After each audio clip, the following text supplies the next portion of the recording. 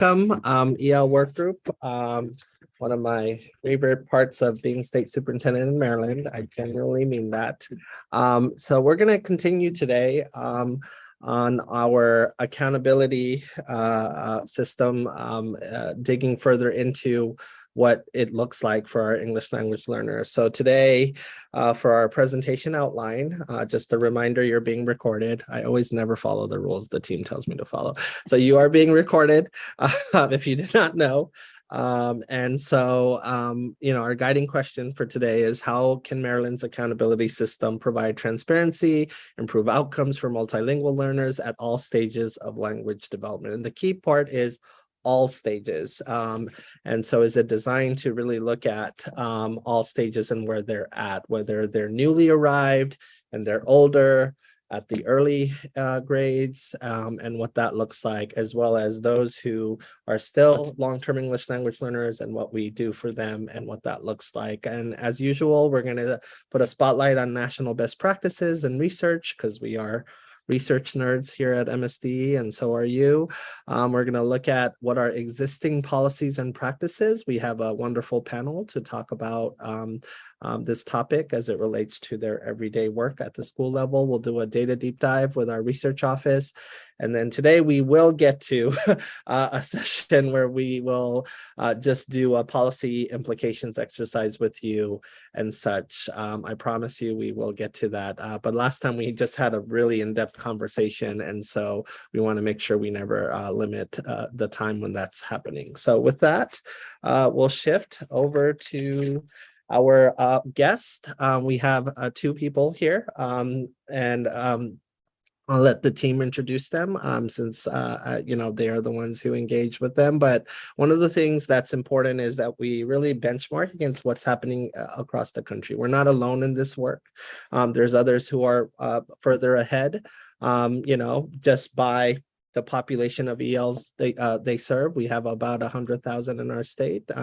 We have California here, which is my old stomping grounds, which has a lot of ELs, enough to enough to encompass ELs from multiple states, probably a good chunk of the country, between just California and Texas, which was another stomping ground for me. So they definitely are seasoned in serving English language learners well, whether it was learning it the hard way or learning it through collaboration, policy, and practice. And then, of course, we have the Pennsylvania Department of Education, which is not that far from us, and what they're doing. I've been watching Pennsylvania closely since they have a school funding case that is about to be decided that will have major policy implications of what happens in Pennsylvania. So with that, I will have the team introduce our guests.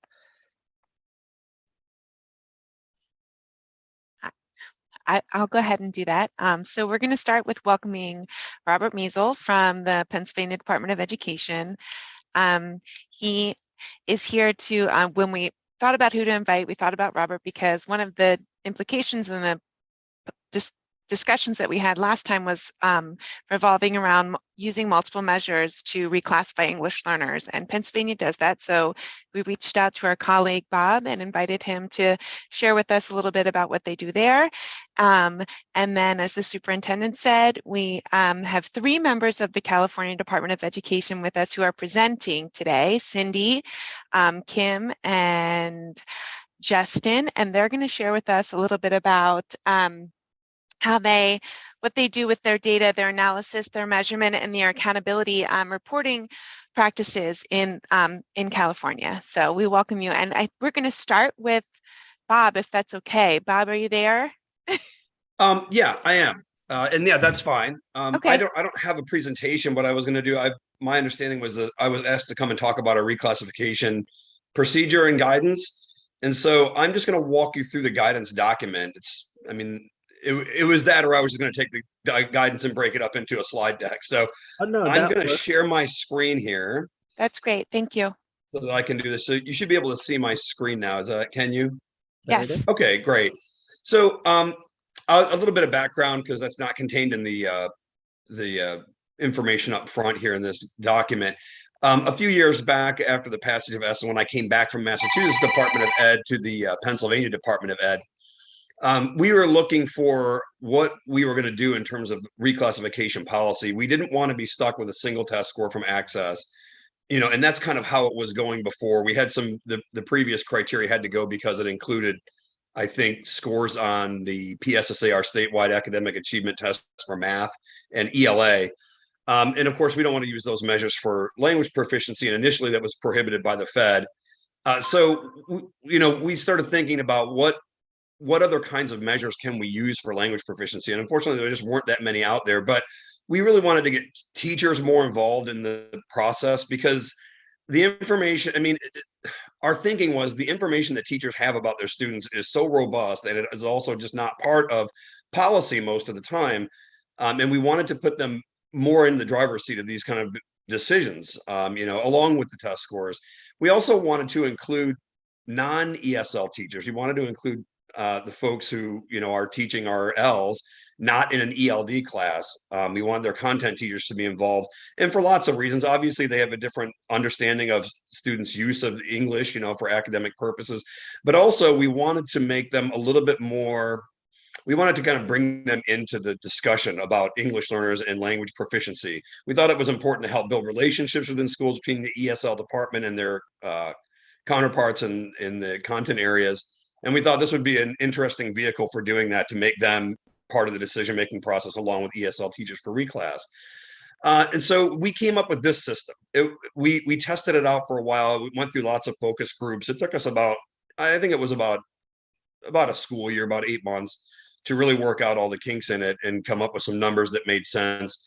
It's been implemented now for about we're going on 5 years now. And we are finding that it works really well. We get very few, I guess, what you would call false positives or negatives here. So we have very few students who are being redesignated back into the LIEP, the language instruction educational programs, after reclass. I think the rate before, it was very low before, it was like 5 or 6%. Now we might have 5 or 6 students per year out of 80,000 who get put back in the system. So, and we work with our colleagues in Philadelphia because they obviously have the largest population in the state. And we wanted to make sure that this was actually working. It turns out that it's working better than we kind of hoped that it would. So I'll walk you through it, and then I'll kind of explain what I meant by that. And then will be plenty of time for questions. So it's a fairly straightforward procedure. There's lots of stuff up front here. I'm not going to go through it all just in the interest of time, but because of various situations in schools, we require 2 teachers to each complete a rubric or an evaluation using our rubric. And, questions come up about, well, what if there's only one teacher who's working with the kid? Or what if if they don't see an ESL specialist regularly? We cover all those scenarios up front. So I don't think that's super important for explaining how this works, though. So I'll just skip it. So what we've got here is we're using their access score, the overall composite. We went with the overall composite simply because it's easier to use. And with a system like this, we don't really need to have conjunctive. We don't need to have a conjunctive model with this, because we're having teachers conduct evaluations using rubrics. So we just went with the overall composite. And we use what Gary Cook at WCR calls a banded model. So it's not a go, no go.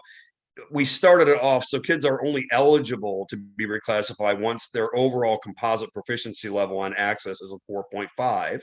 That's the minimum. So before that, they're not even eligible, and none of this takes place. So with a score of 4.5 to 4.7, we award them points toward reclass. In this case, for the lower bands, it's 3.6, all the way up to scores that exceed 5.3. And at that point, we're giving them 8.4 points. And they go up kind of exponentially. And the thought being that the higher the access score, the stronger the indication of language proficiency. Whereas at 4.5 to 4.7, some students are proficient at that level, or in any case, they will score a 4.5 to 4.7, but are in fact proficient. But the score itself is not a strong indicator, so we don't give as many points. What they're trying to do is they're trying to hit an overall reclassification threshold of 10.5. So their access score gets them some points, but not enough on its own to get them to the 10.5, even with the highest access score. Then we have a set of rubrics. Rubric 1, which is meant to evaluate interaction, listening, speaking, and reading. And then rubric 2, which are various dimensions of writing. Okay, so, and then we have an ESL teacher. We require that at the end of the year, before access scores are released, because we don't want access scores to bias people's decision making here, we want an honest evaluation, and we require that this take place over a period of time, that it's not just like this is reclassification day and we're doing these evaluations. We want teachers to use these rubrics. We require districts to train their teachers to use the rubrics early in the school year, so that right around early springtime, the teachers can start making these evaluations with the criteria and the rubrics in mind, keeping that in mind. And so at the end of the year, they can make a sort of holistic, holistic evaluation, rather than like trying to sit a kid down and do an evaluation all at once for writing. We want them looking at several writing samples so that they can get a kind of overall picture. In terms of interaction, we don't want it to be a single interaction. We want them to be thinking about like the kind of totality of the interactions they've observed, over a period of time toward the end of the year. And we have an ESL teacher complete rubric 1 and rubric 2, and then a content teacher of the school's choosing. We don't reach into the school and make those decisions. We just tell them it should be a content teacher, or in the elementary schools, their classroom teacher completes the other set of rubrics, rubric 1 and 2. So you have 2 sets of these rubrics along with their access score. For each, the rubric awards points as well. Like, for example, interaction, if they rated it low, it's 0 points. Because this is for reclassification. I mean, if a teacher feels that their interaction is low based on the rubric, then that is not an indicator that they're ready to be reclassified. And so we give 0 points. If it's moderate based on our rubric, it's 0.3, and high is 0.5. Once you add these all together from both rubrics and then add them to the access scores, once schools get the access scores in late May, if the student's score exceeds 10.5, then they're eligible for reclassification. But in addition to the evaluations done with rubrics here and the access score, we still leave the final decision in the hands of teachers to make a recommendation or not. And we found that some teachers do, in fact, they will make an honest evaluation or conduct an honest evaluation, give the kid the scores, and then the student will exceed the threshold, but the ESL teacher or maybe a content teacher will say, I really don't think the student, I understand they exceeded the score, maybe it's a 10.9 or 11, but I really feel like there's evidence, there's compelling evidence I have that they should remain in the program for 1 more year to continue receiving support. And so they are allowed to do that. So the final decision has to be made by the teachers. They make a recommendation, even in spite of the scores. And then once that's done, presumably it's an EL coordinator or a district administrator will add up all the points, take the recommendations, and then actually reclassify students at the end of the school year or over the summer. We have a separate criteria here for ELs with disabilities who take the access test, not the alt access, but the regular access test. We do ask that schools complete the rubrics for these students if they can, but we don't require it. We just ask them to do it if it's possible to generate additional information. But we have 5 criteria here. And what this was meant to do was to keep kids from kind of just being identified forever in our LIEPs, being identified as ELs forever because of the nature of their disability. I mean, some kids have a disability, the nature of which will prevent them from ever scoring high enough on a particular domain or domains on the access test. And they're just in, and after a while, the support is meaningless for them. And, it's just kind of, they're just being recorded. So what we wanted to do was put something together that was first and foremost safe, that would prevent students from just being reclassified because teachers or anyone felt they had been in for too long. But we wanted it based on some kind of evidence and we wanted to give them some criteria for making sound decisions. So the 5 criteria are: they have to have an IEP at the time of reclassification. They don't have to have had it for any particular amount of time. Presumably because if a kid has a disability, the disability was always there. It doesn't matter if they got the IEP this year or 5 years ago. The second criteria is they have to have been continuously enrolled in the LIEP for at least 4 years. And they have to have an overall composite proficiency level on the access that hasn't increased by more than 10% between any 2 years for the previous 3, or the 3 years total. So from year 1 to 2, 2 to 3, and 1 to 3, if they observe a 10% increase at any of those intervals, then the student is not eligible. So what this is essentially saying is we want to see students whose scores are not improving as a result of participation in the LIEP. And that's an indicator that the support is no longer effective. But there have to be some safeguards. So number 4 is the school has to have documented evidence, and we get into some detail about what that can include, that the student has in fact been provided with the appropriate supports over that time. So we don't want ineffective programming to be, a criteria for being reclassified for students with disabilities. We want to make sure that the districts have documented, and they must document this, evidence that the support has been provided. And like I said, we go through down here in some detail of what that might include. And then lastly, a school-based team. We didn't want to call it the IEP team. The special ed folks here said, don't say IEP team. So we just called it a school-based team, which is essentially the same people who are on an IEP team. But a school-based team has to recommend the reclassification. That includes a parent, and we say who is on the school-based team. It's right here. It's an ELD expert, special education expert, an expert in the student's general education, content achievement, one family member, and any related service providers who work with the student. So that's the team that's got to get together, review all of this information, compile the evidence and everything, put it together, and make a decision about reclass. And then based on some of the work that CCSSO did along these lines, we included some examples of what high priority evidence might be to consider when they're discussing the reclass, and then some evidence to consider if it's available. And then lastly, as our last kind of safeguard here, because we wanted to be really, really careful about this, we did not want this to become like an arbitrary way of reclassifying students. We have 4 questions that we require that the team ask and then answer. And that is, has the student received adequate ELD instruction and language supports? Is the student able to effectively communicate in English? Is the student making progress toward meeting PA core standards and listening, speaking, reading, writing? And are any of the access for ELL domain scores that affect the student's ability to reach an overall composite proficiency of 4.5 directly related to their disability? And then if the answer to any of those questions is no, then the team, we ask that they just step back and really carefully consider a recommendation to exit, because there is some evidence that the student could benefit from continued participation. But they still have the latitude, even if they do answer no, to still reclassify the student as long as they document their overriding thoughts about it. All right. And then we have an alternate criteria for students to take the alternate access, which is really straightforward. We're just looking for a score of at least P2 on 2 consecutive administrations of the alt, or if they have the same score for 3 years in a row. In other words, if it plateaus, then, and the IEP team in this case makes that recommendation, we allow that. And then we get into monitoring and redesignation. Here are the rubrics. I won't go through them. You're welcome to look at them. I'll put a link in the chat so that you can get to our page with this document. We have them for kindergarten, grade 2, kindergarten. That's rubric 1 and 2, grade 1, rubric 1 and 2.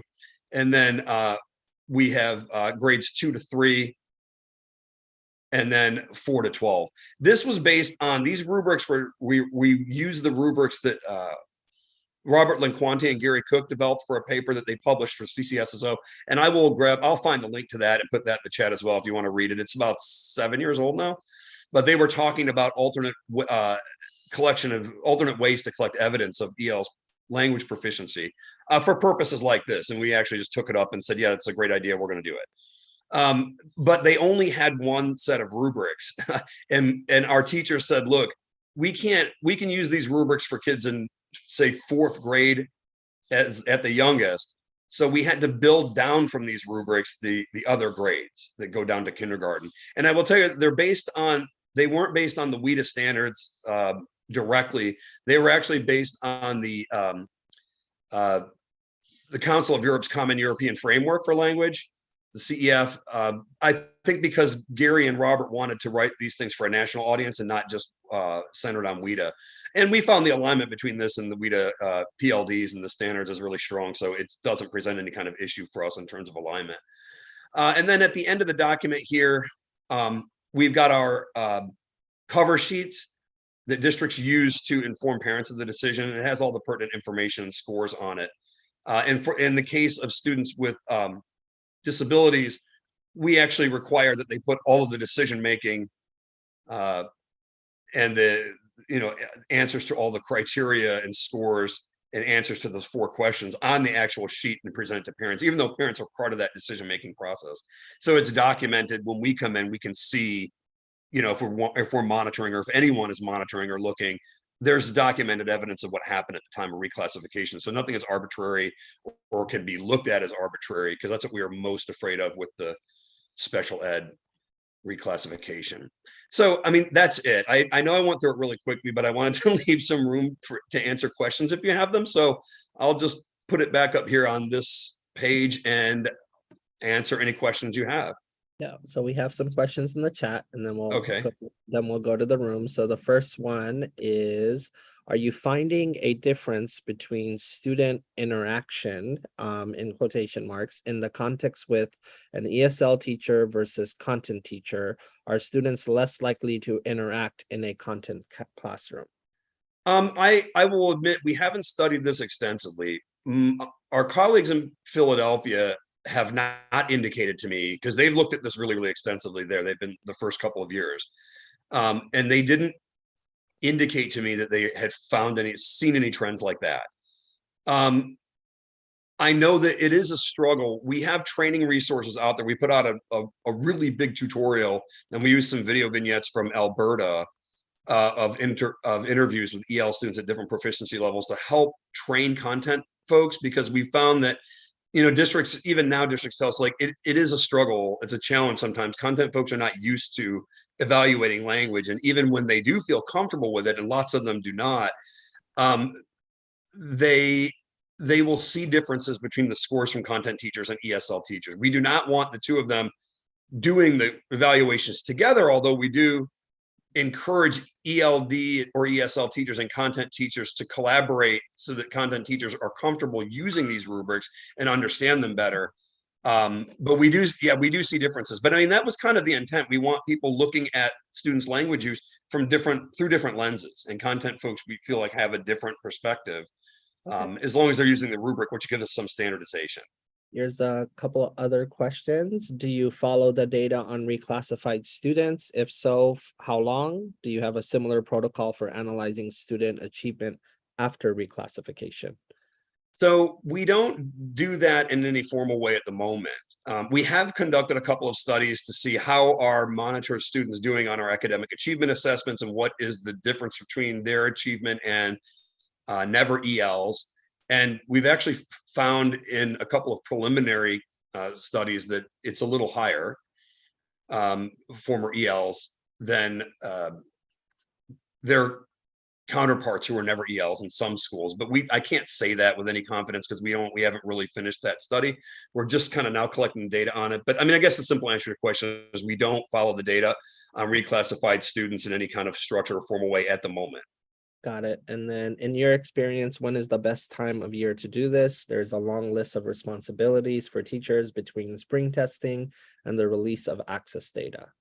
Yeah, so we give schools some latitude to do this anytime between, we don't really have a set window. We recommend, I should say, that they do this sometime between April and June.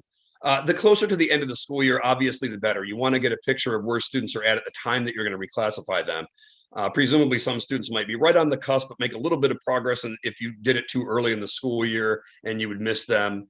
But like I said, most schools we find do it in, I think most schools are doing it kind of early in May. When our academic achievement testing is done, and they have a kind of a little break, even though the end of the school year is, coming up on them, they get it done mostly in May. Okay. And then we have another one. Have you used this process for students whose families refuse service? Would the rubric be completed by just the content teachers? Yeah, and that's covered in the material up front that I mentioned. And yeah, we do have a provision for that. I mean, what we ask districts to do is, if a parent has refused services and the student's not seeing an ESL teacher ever, then we just ask that that two content teachers complete it, or they have the option. I believe we tell them to. It's been so long since I wrote this, I don't remember what's in it, but I think we do give them the option in some cases to just take one set of rubrics and multiply it by 2 if they really can't get 2 people to do it. In some cases in elementary, there really isn't someone else who would have that kind of interaction with the students to be able to complete a rubric reasonably. So we just say, take the one rubric, multiply it by 2, but only in those rare cases where that's not possible to get to. Okay. Is there anyone in the room who wants to ask a question out loud? Just turn off your mic. I will mention really quickly, I'm sorry to interrupt. I hope somebody wasn't just getting ready to ask a question, but I forgot to come back to this. What we found in Philly, this is interesting to me. We thought, we were really worried that these rubrics are going to be a kind of rubber stamp, that teachers were just going to say, well, yes, they're all high, and just kind of fill them all out. what we found in Philadelphia was that about 35% of the kids who exceeded the minimum access score one of the years that we looked at did not get reclassified because their scores were not high enough. So the rubrics are in fact actually working. Teachers are filling them out correctly. I mean, for the most part, we're not finding evidence that they're getting rubber stamped, that they're being filled out honestly. And they are, in some cases, these rubrics preventing students from being reclassified who might otherwise have been, just because they reached the access threshold. So, okay, so now I'm done. And if anybody has questions, then yeah, feel free to ask now. Anyone? We'll give it the good old think wait time.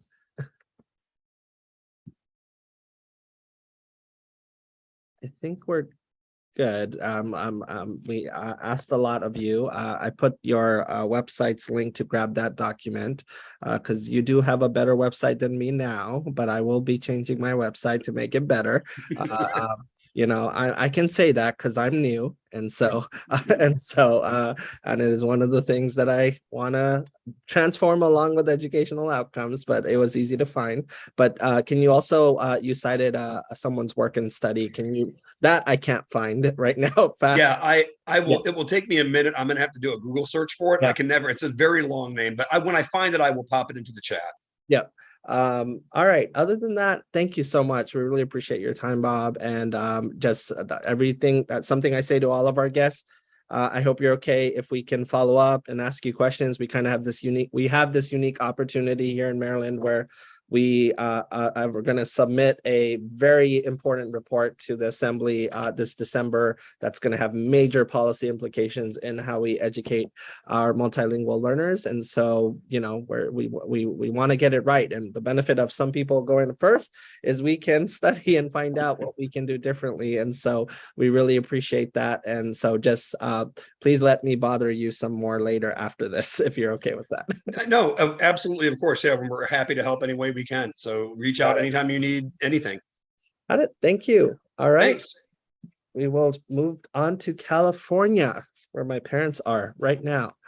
and so with that, we'll have our California team introduced. We invited them before, so I really appreciate California coming back again. And so with that, why don't you introduce our team and we'll go from there. Absolutely.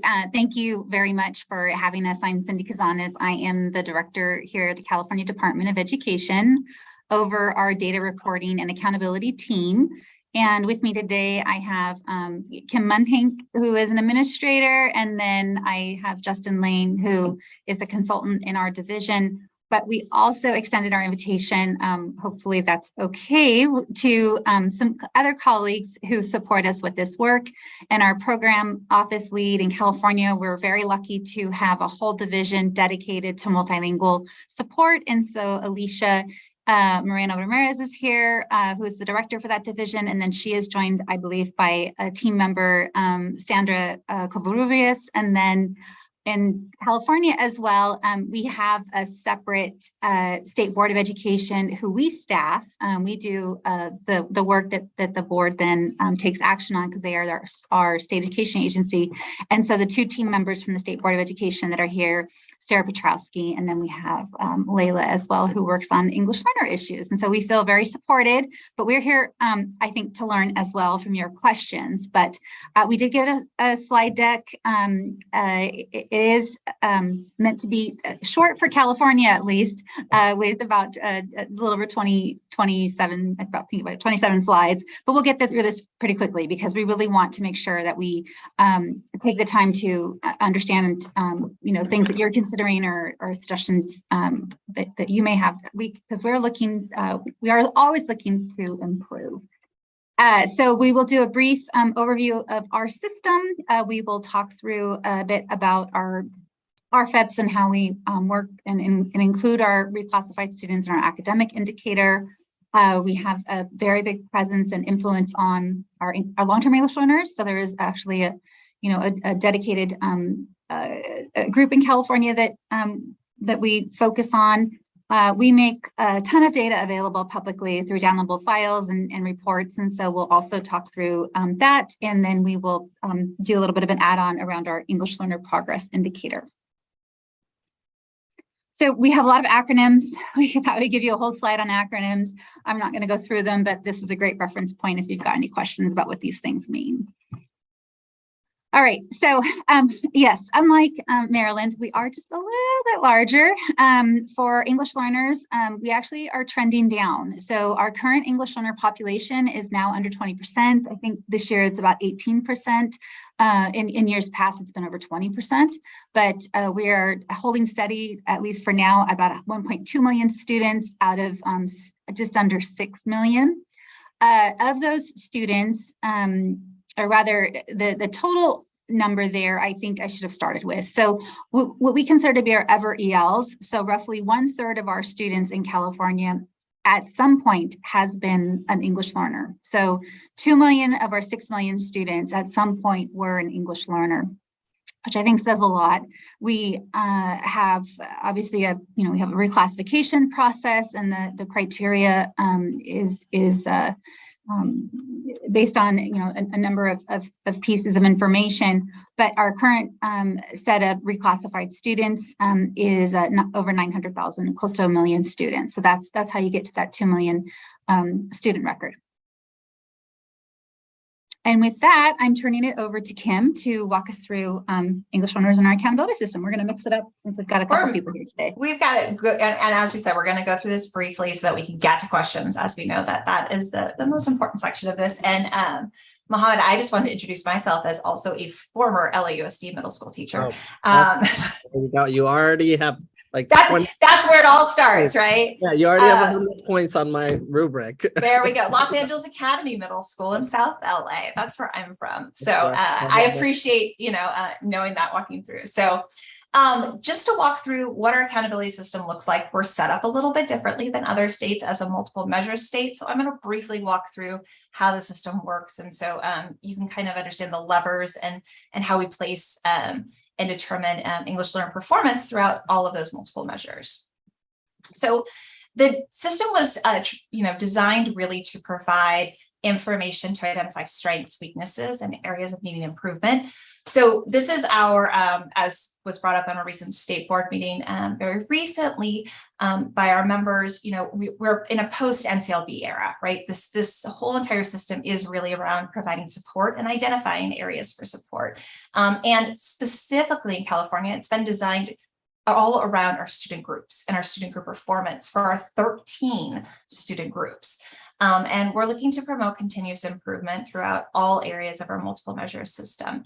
And you can access the dashboard, which while it does have updated years, the most full complete version obviously dates back to 2018, but you can access it at californiaschooldashboard.org to see what it looks like.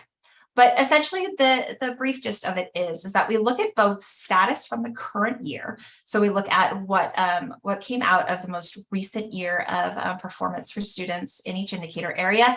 And then additionally, that continuous improvement kicks in with looking at change. So we evaluate all of our metrics on looking at continuous improvement. And the combination of those two things results in a color based on a 5x5 matrix. So there are 25 different possibilities that you can achieve through that 5x5 chart. And basically, in order to get to blue, you need to not only be performing well, but you also need to be improving. We're not into static looks at improvement. And additionally, when you are in the red and the lowest performing, likely you are not just low performing, but you are also declining, right? Or declining significantly. So we're looking at a real indicator with, by indicator, really both movement and growth, right? Year over year, as well as most recent performance across different indicators. Those indicators that I'm referencing in California for our multiple measure system are classified into academic performance. That's our ELA and our math indicators based on our annual summative assessments, the high school graduation rate, a suspension rate, chronic absenteeism rate, a college career readiness indicator, which looks at how our graduates have achieved and how our schools and districts have prepared both all of our high school graduates for college and career, as well as our standalone EL only English learner progress indicator that Justin will walk through at the end of the presentation. For our English learner student group, we report out on student group levels for our English learners on all of these indicators for both status and change, as long as we have 11 students in that group at that school level. So or LEA level. So we look at most of our LEAs in schools, or LEAs rather, have an EL student group, right? That's a large population of districts that have an EL student group. And we do not hold them accountable under performance colors unless we have an N size of over 30 students. So that is where accountability for both our state and ESSA accountability kicks in. And this happens again, I said at all LEA and school levels. And then we utilize that information on the EL student group performance for both state accountability, which is our local control funding formula, or LCFF, as well as ATSI and CSI for under ESSA. Here's where the fun begins as far as our EL groups. We walked through this slide. I'm not going to walk through everything here, but essentially English learners look different depending on which indicator you're looking at. And this is important because we are looking at different things. We're looking at different time periods. So for instance, for academic performance, we have taken advantage of ESSA flexibility in that we allow all students who are reported as English learners in the current year, plus all students who have been reclassified within the past 4 years. So that is the group when we see English learners, what that looks like. For chronic absenteeism, and we're looking at, and same with suspension rate, any students who were reported as English learner at any time during the past year. And then for college career readiness and a graduation rate, we're looking at any time during the entire cohort, right? So if we're looking at the 4-year graduation rate, it's anytime over 4 years, or 5-year rate, anytime in the past 5 years. And then for our English learner progress indicator, obviously that is current ELs we're looking at. So it's any English learners who have a current test, our LPAC test, who've tested in the current and the prior years, because we're measuring if those students have progressed in their English learner readiness in the past year. Justin, am I popping it over to you? Or am I waiting a slide? The LTL slide, so waiting. Okay, no worries. So additionally, we walk through on our dashboard, we call out on our dashboard right at the very top our English learner population, and it's represented by a percent. So you can see at a quick glance on any district or school page exactly how many English learners are within that school, as well as the percent of socioeconomically disadvantaged and foster youth. This is a specific call out due to our LCFF groups in our state statute, but it's a really important percentage to be able to see straight against, comparatively on enrollment, to look at what the population looks like for our state, district, and schools. And then additionally, we also break out academic performance for both our English language arts academic indicator and our mathematic indicator by these 3 additional categories of English learners. So we have current English learners. So those are just, those who currently take the LPAC assessments, our reclassified students. So breaking out that current plus 4 years of RFAP. And then we also compare them against English only students. And this additional comparison piece you'll be able to find on our dashboard as well for both of our academic indicators. And so they do not receive you don't see colors here. That's because they don't receive a performance designation. However, there is all the information there to see what that would track into.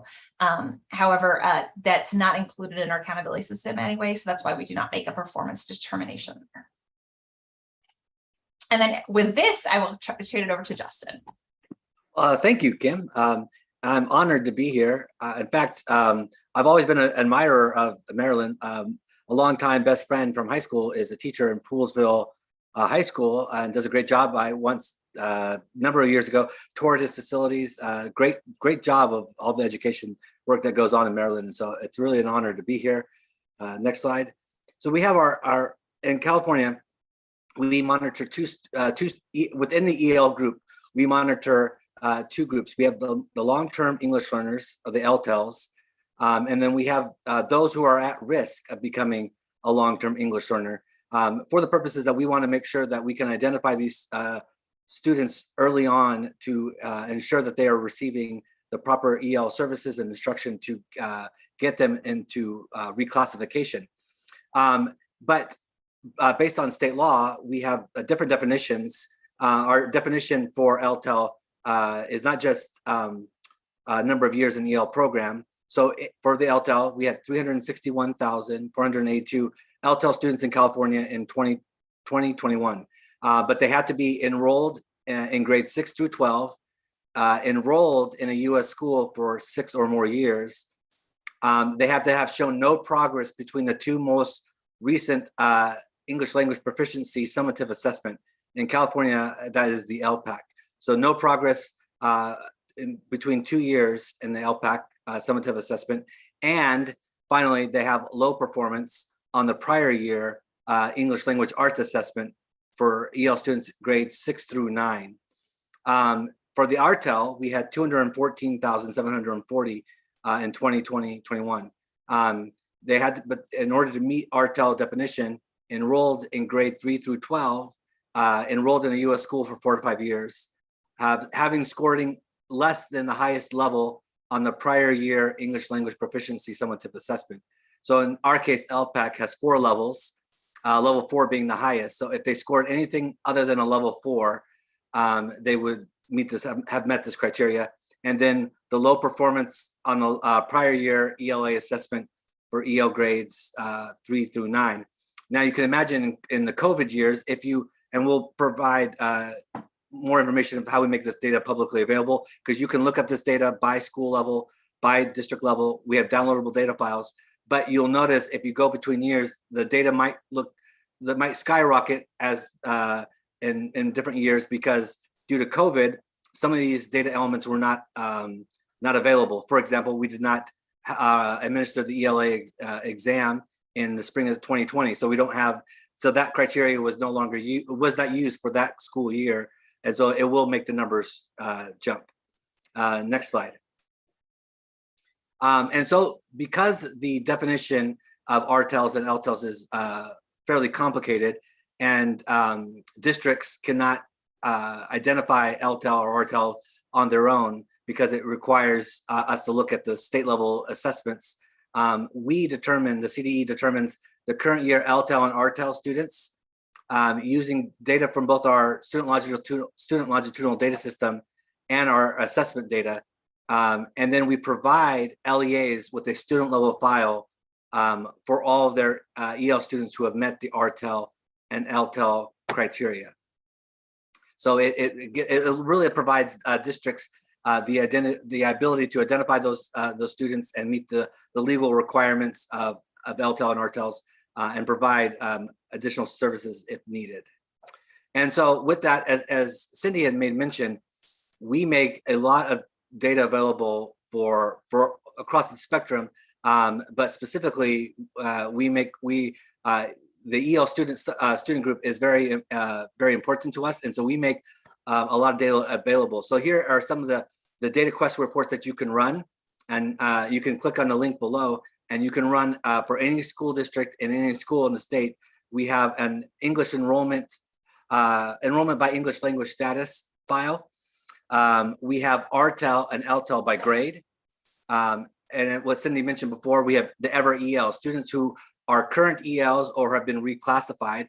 We have that by years as an EL and RFEP status and by grade.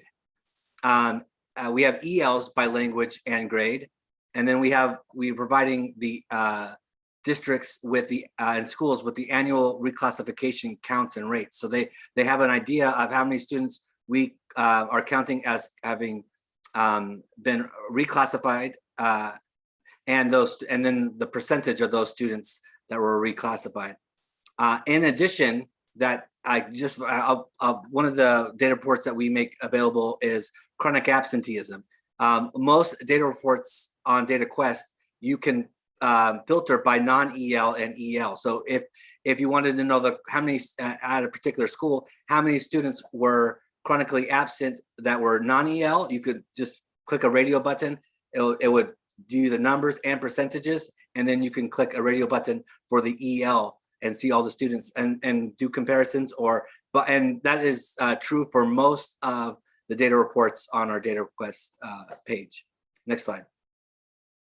We also tried to, we wanted to create a one-stop shop for the parents, for the field, for educators of where to access EL and where to see their performance. So we created an EL Students in California webpage it's a one-stop shop. It will provide outcomes. It provides accountability results. We have a wonderful document called the EL Roadmap, and it provides links to that. It provides links to our data request reports and our downloadable data files. And so it's a place that we're actually building them out for all the as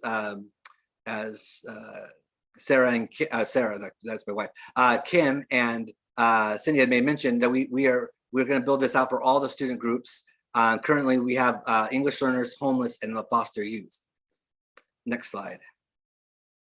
So we also make for researchers and people who want downloadable data files, we make these following reports downloadable. So we have the EL data that provides ELs throughout the state.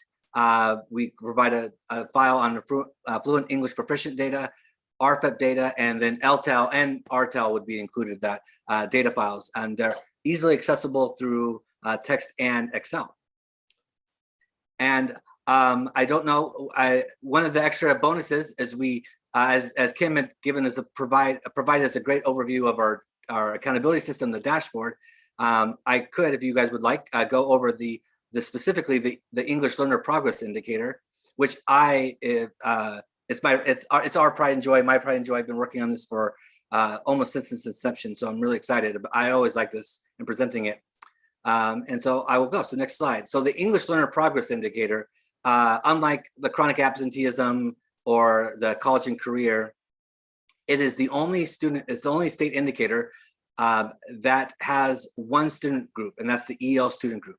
It's the only one that is represented in this indicator. And what it does is it's based on the progress made by current English learners towards English language proficiency. And essentially what we do is we, for this upcoming dashboard that we'll release this fall, the 22 dashboard, we will take the 21 English language proficiency results, and then we'll take the current year, the 22 summative results, and by student, and we will see those students that had made progress from one year to the next.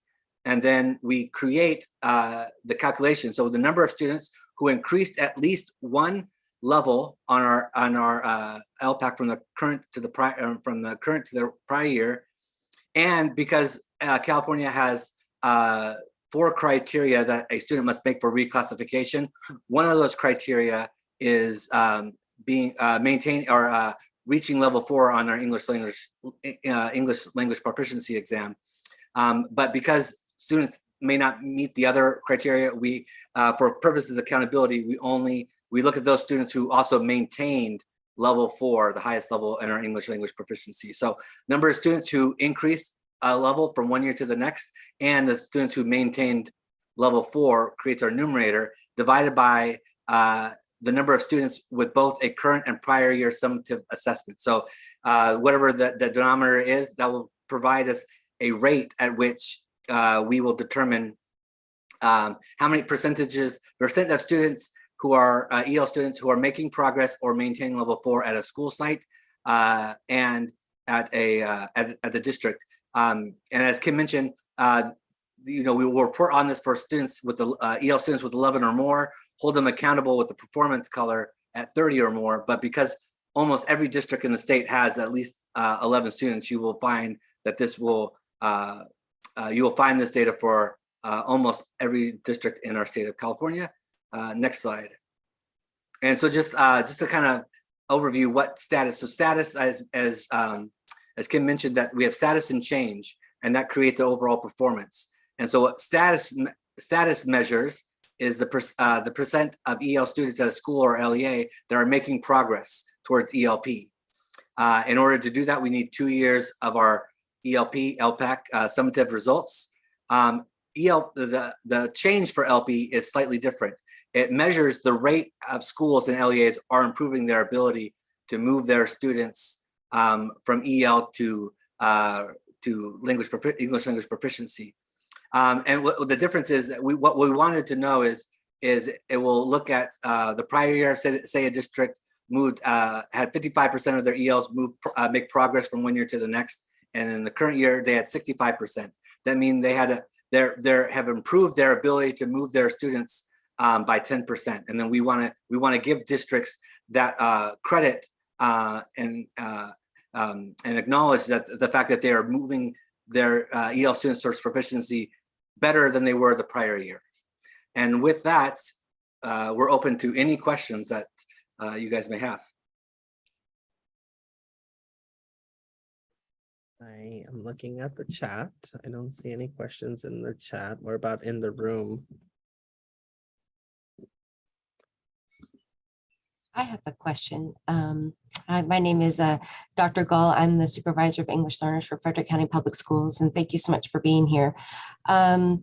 It was very interesting what you're doing about status and change. How do you track change for transient students who might be moving from building to building or district to district? That's a great question, and especially in California, I'm not sure how we have a huge migrant population that we monitor and that we keep track of. But the way that our system works is that we when we look at the LP, we'll look at their prior year exam.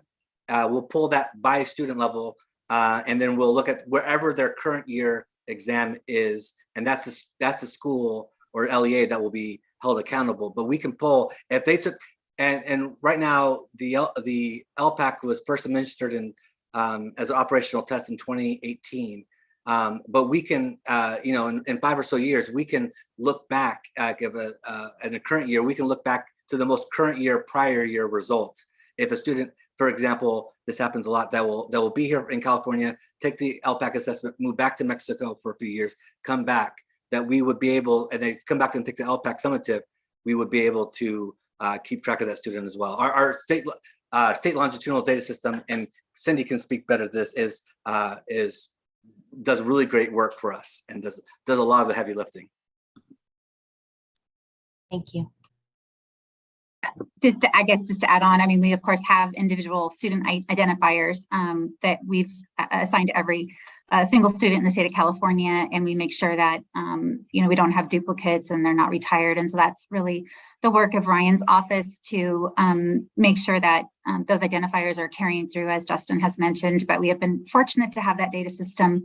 It's been up and running since 2009, and so to that point, that is one of the only reasons that we're able to do as much as we do on our accountability system, because of the dependence on our student level data system at the state.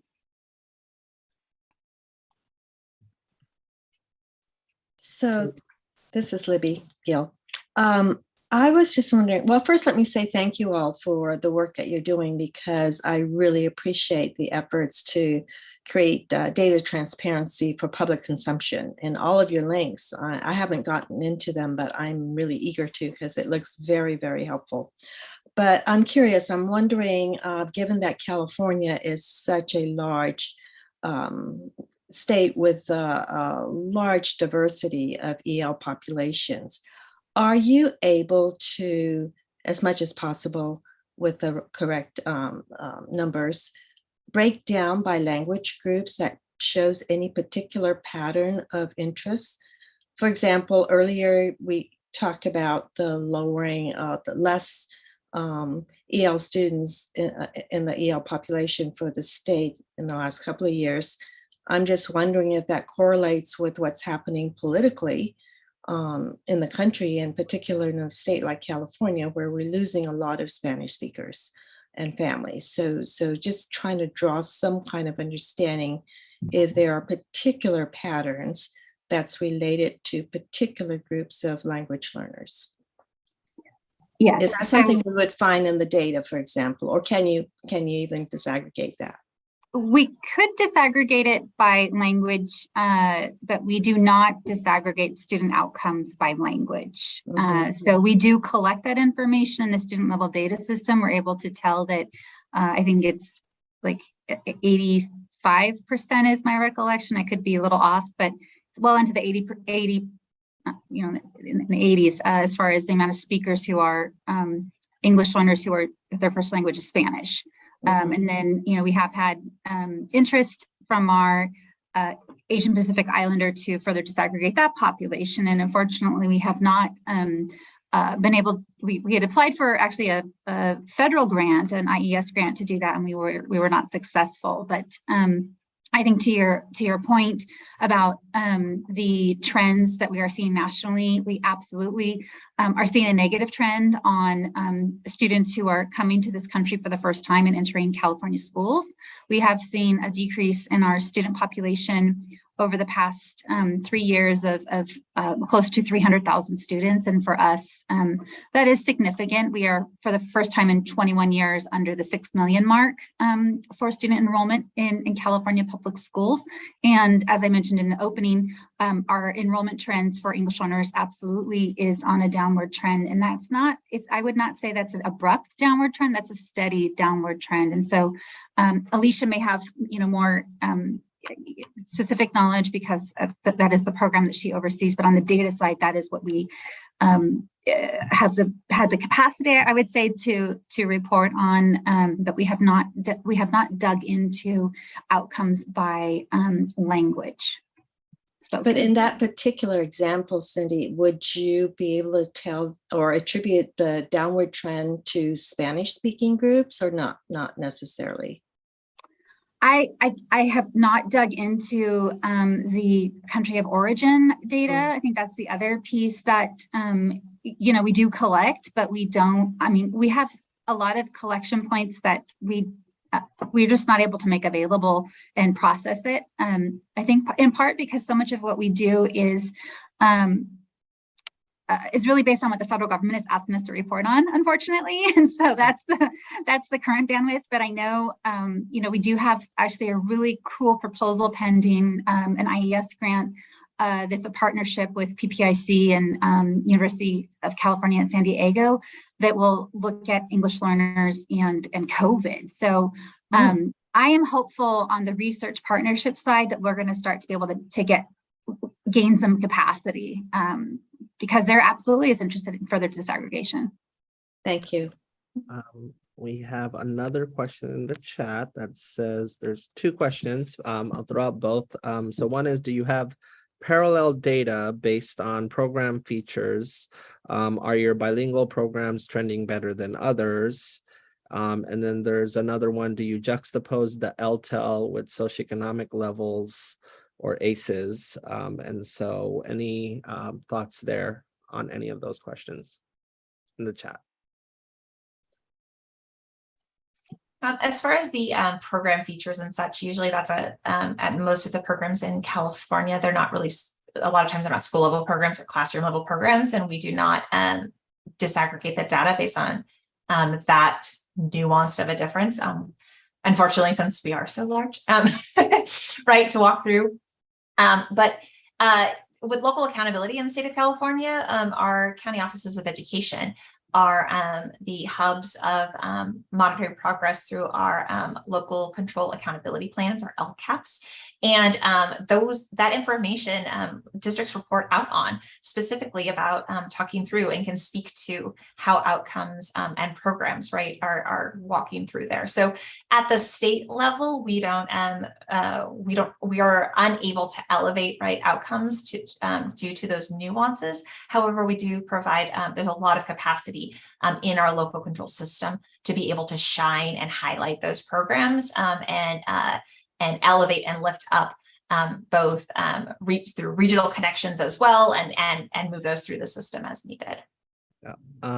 Yeah, and I think bilingual education and dual language programs, there's still a lot of room for California to grow. You know, Pete Wilson made a very big mistake a long time ago with his English only, and that was undone. Thank God it was, because it was a horrible concept. And so, you know, that asset-based approach is now, you know, California has a dual language, bilingual strategic plan. We heard that from the first team when we invited them. But it's not it's not where it needs to be. You know, I can tell you, I saw more dual language schools in Texas than I did in California. And so there's work to be done there as well. And so I would imagine later you would have enough data, critical mass, where you could run interesting comparisons and such. Can you guys talk about your reclassification process? It's been a long time since I've been in John Lathy Middle School in Pico Union, and since before Common Core era, and everything that had to be done to reclassify, and a 4 or 5 on speaking and writing, and then what you got on the California State assessment. Because for me, my goal was to get them reclassified, because I did not want them to get stuck in high school taking classes that were not A through G aligned. So what does that look like today? Mohammed, do you have the same nightmares I do? Those continue through for 20 years later, right? As a teacher, exact same, right? Right in 8th grade. Alicia, could you speak to that and walk that through? Yeah, absolutely. And I think Sandra is the program expert on this topic. So we will invite Sandra to share as well. The first resource that I'm going to drop in, and let me know if you can hear me okay. My audio is a little bit funky over here. Okay, perfect. And Sandra can share a little bit more, but I just dropped in a link to our reclassification criteria page. So if you take a look at the link, you'll notice that we reference the 4 reclassification, the set of 4 reclassification criteria. Of course, we look at the English language proficiency assessment, which is our LPAC, the EL proficiency assessments for California. And we are looking for on the general LPAC an overall performance level of 4, and that was approved by our State Board of Education. And so we are looking at as that being kind of the one indicator, or the one piece of criterion that serves as our foundation for investigating whether or not English learner students are ready for reclassification consideration. The other criterion are teacher evaluations. And those teacher evaluations, we actually have a tool that's in development now called the OPTEL, the Observation Protocol for Teachers of English Learners. And much like the speaker earlier from Pennsylvania mentioned, it is kind of rubric based with the intent that multiple scores will come in both with respect to a content lens and an EL program lens to determine students' readiness. And that would inform another bit of our criteria, criterion 3, which is our parent consultation. And then, of course, in addition to our parent consultation, there is basic skills with respect to English proficient students. But I'll invite Sandra, if Sandra's still on the line. Sandra, is there anything you might add? Alicia, you did a really good job covering all that. To give it a little bit more of a broad overhead, our reclassification process, our state provides broad guidance for that, and LEAs are to individualize according to their community and their population. That's how we try to get this a little more differentiated by student, right? And just like Alicia mentioned as well, we are working on standardizing all of our criteria. We've successfully standardized criterion 1. We're working on criteria 2 and 3 with our OPTEL tool that Alicia mentioned. And then we'll go to discussions to tackle the last one. But yeah, it's been really exciting, and we're seeing a lot of dual language programs popping up now, a lot more. We're getting a lot of exciting opportunities to fund those. So we're having, like Alicia said, we're having a little renaissance here in California. Is California, so you still have to get a certain score to be on the LPAC to just be invited to the party to reclassify, or are there substitutions? That's our standardized criterion, correct. Our standardized criterion is criterion 1, and that's based on the ELP criterion, federal ELP criterion. And we have standardized it at an LPAC overall level PL4, which, we went through all the data analyses and all of that and presented it to our state board. And it was an endeavor that we're going to tackle again for the other criteria. Got it. Now, I just remember when it was called the California State Test, CST, and then you had the test, you speaking, writing, oral, and then but I had kids who were scoring well on the state standardized test, but they were getting tripped up on the EL test. And then we had the horrible high scope curriculum in Los Angeles that I decided to supplement many times. But it's come a very long way. And as Los Angeles Unified also has a long way, has the largest number of ELs in the country in terms of a district. So they still have a long way to go as well. So any other questions? Sorry, I could talk to California for a long time, and but I'm not going to do that. And so, is there any other questions for the group? All right, guys, thank you guys so much. Again, same thing like I told Bob. You gotta let me bother you just because I am a native of your home state and for many other reasons as well, but we really appreciate it. And like I said, we want to get it right and we get to learn a lot from you. And like you said, there is a dual language renaissance happening, and frankly, it is overdue. If you're not speaking a second language, you're behind. And so really, I appreciate you sharing that, and we look forward to continue to collaborate because we're all in this together at the end of the day to get it right for kids. And I will end on, and just to let you know that the continuous improvement that we expect from our students, we also are embedded within our dashboard. So while you've heard the story today of what the dashboard currently is, and 2023 is going to look different, 2024 will too. So please reach out at any time if any of this, as we modify and change and things look different, we will be moving and changing things constantly for years to come with our state board and moving things forward. So thank you for the opportunity today. Thank you. All right, team, we will move on to our guests from on the ground to do the work every day, and the decisions we make it easier for them or harder for them. So I am excited for them to be here today. And so why don't we introduce our panel, and then we'll go ahead and start the conversation. So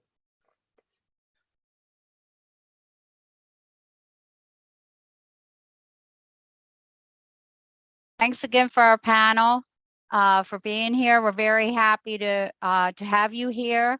And I'm pleased to introduce 4 of our local school system coordinators. From Anne Arundel County, we have Leanne Riordan. From Baltimore City, Maria Rayamore. You already heard from Dr. Catherine Gold from Frederick County, and we have Ellen Harlan who's the ESOL coordinator in Wicomico County. We have 3 questions that we have shared with you, and we'll just open it up to you. We're going to go as we planned in the alphabetical order that we're listed here. We're circling back to the discussion, and it's been a theme today about LTELs. Following California, it'll be interesting to see how we do not have that robust of a system at the state level. What are you doing at the local level? How do you track the data on your long-term English learners? Let's start with Leanne. Hi, everyone. Okay, you can hear me okay?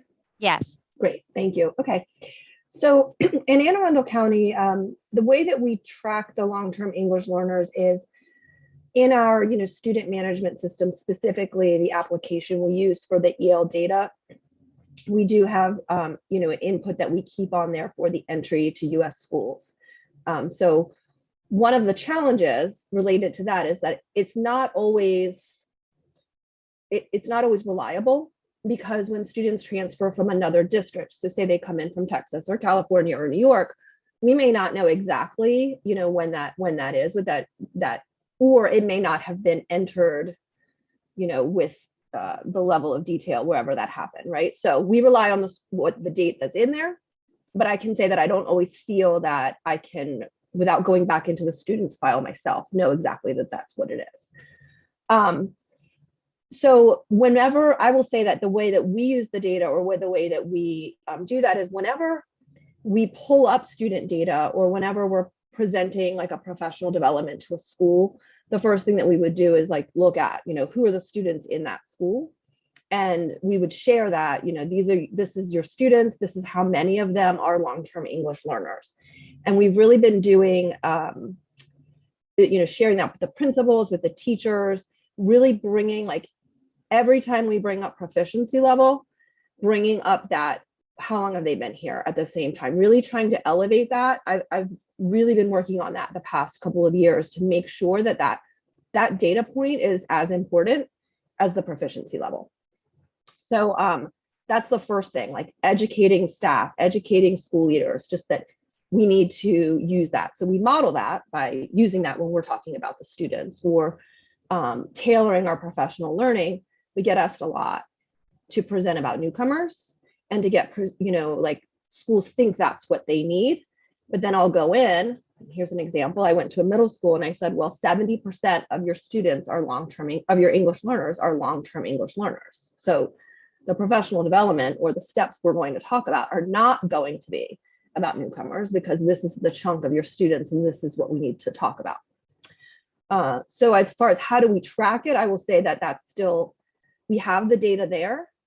We have to pull it and, analyze it and incorporate it as we're doing the work. We have to make that reminder. So I mentioned one of the challenges was, not always knowing the exact date. The other, the main challenge I really find with the data about LTELs is that we can figure out, okay, the student's been here this long and they are an LTEL, but getting in front of that and identifying the students who are at risk of becoming LTELs, I think is the biggest challenge. Because while we have, their growth to target, how much proficiency they should be getting each year, I think that can be really, there's no like systematic way that we're doing that, right? So I find that to be a challenge. I also find it to be a challenge, like the misconceptions about who the students are and the diversity of the needs between, particularly when you get into secondary, students that are new to the country versus students that are here since kindergarten. So, and then I would say the other challenge really is just, part of that education too is like educating everybody about keeping high expectations and understanding really what LTELs can do and what they should be expected to do, and how we need to emphasize that they need access to, complex text, complex task, pushing that rigor, opportunities for using English language in class and practice and getting feedback. And I think that's a really big, it's a challenge, but it's an opportunity, right, for growth.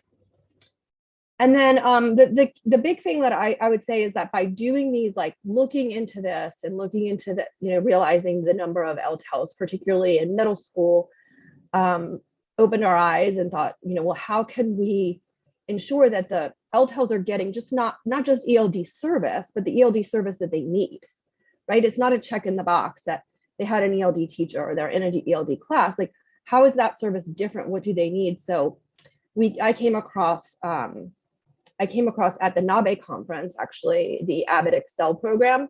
I went to a session on that and really like looked into that, and it really spoke to me. So I conferred with our Avid coordinator, who I explained the need, I explained what LTELs are, I explained all of this, and she really latched onto it. So we created this partnership it was about a year ago. And this year we are starting our first three schools will have classes. We brought 12 people to the national training for Avid Excel. Over the summer, we came back and we just did the summer bridge program for that. And I'm super excited about it because it is a class that is specifically designed for long-term English learners. If any of you are familiar with Avid, it's about writing, inquiry, collaboration, organizing, reading, getting these kids ready for advanced classwork and opportunities. But with Avid Excel, the difference is that the academic language comes first, and they call the teachers language coaches who are working with the students. So the typical student is a student who is at intermediate to advanced proficiency level. They've been an English learner for at least 4 years. And in their mission is really, they say, to change the trajectory of LTELs through academic language. And so that's, the training was wonderful. I feel hopeful about it. I can't speak on how it's going because all we have had is the summer bridge, but I did go visit, and the strategies and the structures, the routines, the way that they are being very intentional about language frames, vocabulary, identifying the language. I was very impressed, and I'm excited about that. So I think I covered all of those, but I can stop and just to answer that part of the question about how does that inform the programmatic decision making, I would just say that's one example, but I am also thinking about, well, how can we differentiate ELD service, or even what is ELD service? What do the students need that's different than maybe what we already have, and also thinking about the preventative, what's happening in elementary school, so this is not happening. And so that's where I'm focusing on. You're muted, Susan. Thank you very much. And I think in the interest, I like the way you handled all questions, because they do and I think that'll help us move through and watch our time. So Maria, with that in mind, can you talk to us about how you track the data and the other two questions as well in Baltimore City? Absolutely. Thank you for having me here. In terms of how we track the data, it's very similar, frankly, for us in Baltimore City as it is from what Leanne said for Anne Arundel County, in terms of we're using information in our student management system, which in and of itself does, again, to reiterate what was said, present its own set of challenges, because if the student is brand new to us from outside of the United States, then certainly we know we've got accurate data. But we're dependent on getting that data from other districts, from other states, wherever. So that presents its own set of difficulties. Within our student management system, we have a couple custom reports built that allow us not only to track at the district level, but for schools to look at it themselves as well. And we do strongly encourage that. To the degree that they do so varies obviously from school to school. Our higher population schools certainly are doing a much better job of looking at it than some of our smaller population schools. One of the things we're really pushing schools on is to not just look at who those LTELs are, but to look at those kids that are at risk of becoming LTELs. So if you've got a third grader who's been with us since pre-K, and in Baltimore City, we do serve our EL pre-K babies, then you need to be thinking about what's going on with this child. And so that's something we're strongly encouraging them to look at as well. Annually, our accountability office does do a more formalized analysis of that data for us as part of an annual update we do for our school board around our EL data in general. That started about 5 years ago. I've been in my coordinator role for 6, and it was one of the first things we asked for, was to start seeing some of that data more formally analyzed. Frankly, the LTEL numbers were a little lower than I expected, which was good news, but they're still higher than they should be, frankly. But so as we're using that data, and I'm going to kind of take the questions out of order because of how they connect for me, we're using that data to inform not just professional development, which is a huge piece of it, looking at what schools need and making sure that while absolutely we want them to focus on those newcomers, they need to consider this group as well because they have a different set of needs. But it's also with the encouraging of schools to look at this data, it helps them with as granular as instructional grouping. And especially in some of our high population schools, our high impact schools, they're able to restructure how they're dealing with those instructional groups to target those needs a little better. But this also has really brought to the fore some of the significant challenges that we have around this.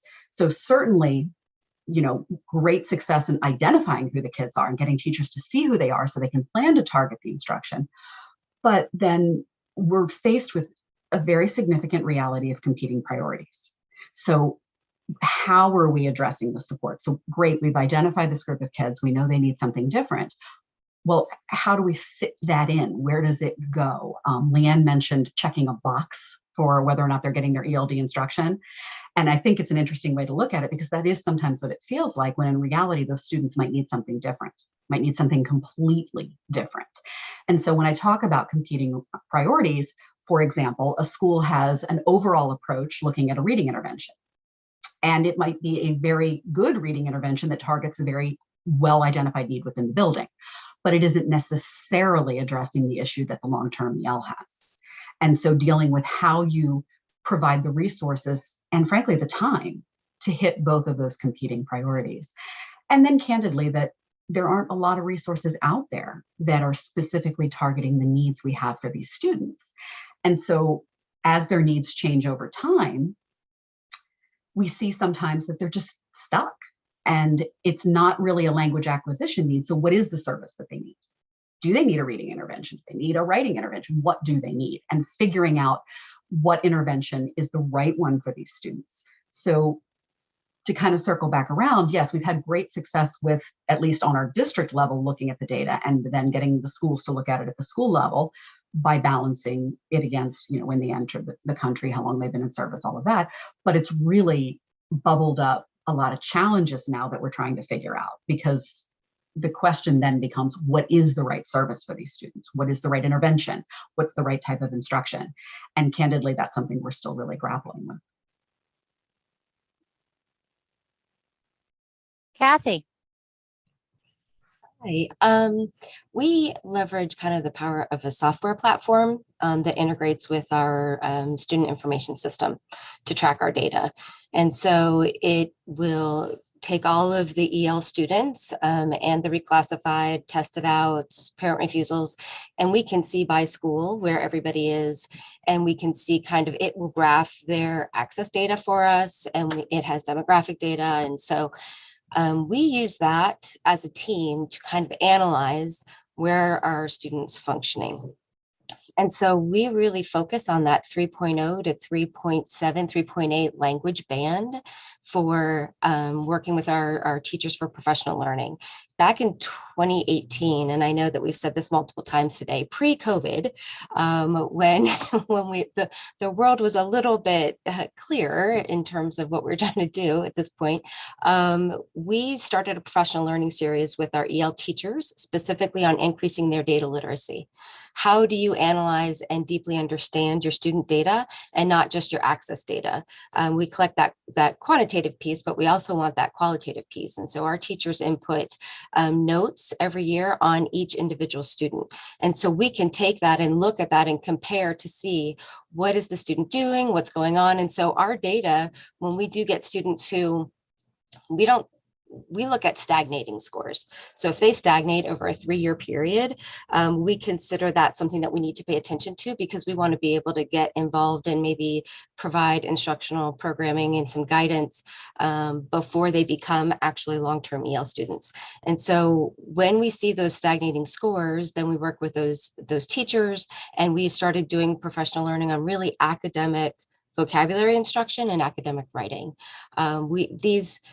We've noticed that these students will have really high social registers and they have great social language, but their academic discourse is weak.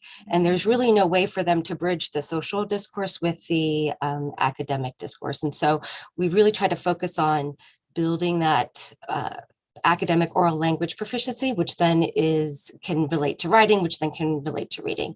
So in looking at the data, the challenges that arose really were, how do we do that effectively? How do we increase the data literacy for our EL teachers? How do we focus on academic writing and academic speaking and production? So how did it inform our programmatic decision making? We moved into more of a co-teaching model of instruction for our secondary students. We realized that we say don't love them to failure.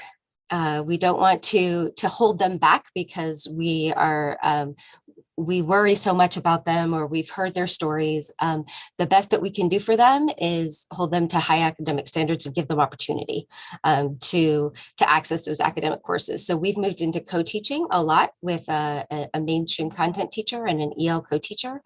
And that will provide the linguistic supports, but within that academic setting, that content setting. We do have sheltered courses to help some of our newcomers or some of our safe students, but we're really trying to push that 3.0 band into more mainstream courses with linguistic supports. So I hope I answered all of those questions. Thank you very much. Yes. Yeah. Thanks. Ellen from Wycomico County. Good afternoon. Tracking the long-term ELs, I would say that we've been using the student management system as well. Now, I've been in this position for 3 years, so I don't know pre-COVID because my first year was COVID closure. So we've been dealing with a lot of things, but one of the things we've really focused on is establishing and modifying the procedures for reviewing our data. And we too, as Catherine has stated, we have connected with another program, a platform that does our data management that really is catered to our English learners. And it really provides much more detailed information. You know, I feel like when I came in, what we would look at is that composite score. Well, that composite score is not going to tell you a lot. We really need to dig in and look at where students are struggling and where students' strengths are so we can build on those. And so this platform really gives us a better view. So we've been tracking them through our management system, and it would be like a district request. We would say, we need the data on this, but now we control that data. We can see it. It's at our fingertips. It's in real time. And we love that. So we're just building that out and trying to do more and more with it as we move forward. We've done training with that. We're training our teachers. I just did training at the Leadership Academy for administrators and all the buildings, because we want them, they're going to have a dashboard that they can just go in and see what's going on in their building with their ELs. And if it's something that is easy for them to see, they're going to look at it. If they have to dig around and they have to go through 10 filters, they're not going to pull it. You know, if we send it to them, they might look at it, but if it's right in their face in this great user-friendly way, they're going to look at what's there, and they're going to use that information in making those instructional decisions in the building. And then we're there to support them in that. So we're really feeling like this new program helps us really dig in. We want our teachers to really look at where the students are and build on those strengths, maybe even build their SLOs based on the data that's in front of them, so that everything is cyclical. It's all working in the same direction. We currently have about 12% of our ESOL population does meet that criteria as a long-term EL. Some of the challenges that we see is that 26% of those students are also receiving special education services. So that means we now have to work in conjunction with our special education staff to meet the needs of those students. And those students are different. We also know that some of our students were tested and didn't qualify. So again, students who may be struggling in some other ways. Another challenge is that by the time you get to that status where you're going to be considered a long-term EL, you're really in those upper grades. And now we're not really focused on learning language. We're focused on using language to learn. And so we're trying to get you that content by sheltering and supporting to ensure that you're getting those academic needs met, especially when we hit high school and we're looking at credits and trying to move you through our program. We have a lot of students that are coming to us new to the country. We've had an influx. We had a 16% increase last year. We're looking at probably more than that this year. So we just have a lot of students coming in. And what happens is you're so busy dealing with those needs of our newcomers. Their needs are so high when they're coming to the country, and it's not just educational needs we're having to meet, that it sometimes makes us put the long-term ELs on that back burner a little bit. And so I think it's really important that we ensure that we're looking at the data and we're making sure we're meeting those needs as well. We are finding another challenge is students plateauing at that 3-4 range. So I call that a challenge, but I also say it's a success that we have moved them. 57% of our long-term ELs are between a 3.0 and a 3.9. So at least we feel like we're moving in the right direction. But we also note that sometimes, you know, that trajectory is not straightforward. You know, you'll have up and a down and an up. So I just think it's important to look at the data to really dig in so we can meet those needs. We have definitely seen in our district that if we can hit students at that upper elementary level, we can really make some gains at that 4th, 5th grade level with our students. So we're putting some more supports there so that when we have them in that elementary environment where we still are learning language, we can really push them and really give a lot of support. So when we look at the program decisions at the district level, it's used to make those staffing decisions. We're looking at where we can put additional supports such as tutoring. We had through our math program and the grant, they did a tutoring that was online for math. And the ELs that were put in that made tremendous gains, like higher than the other students did. So we're really trying to look at what's working and just try to build on that. And then, of course, our ESOL teachers, if they can really be well-versed in this data, then they're going to be able to provide teachers the support they need to meet these needs. And that's been a big push in our county since I've taken over, is building capacity, because everyone is an ESOL teacher. Every teacher teaches English learners. And so we all need to take responsibility for that. But then it's my responsibility to give them the tools to help them be successful. I like Ellen's attitude. Since I have taken over, this will be true. I love it. Sounds familiar. Yeah, I love it. Thank you. Own who you are, and everyone. Right. Yes, everyone is an ESL teacher. Everyone is a special education teacher, and many other things. So, any questions for our amazing panel here today, from the group? And just come off your mic and just go ahead and ask it.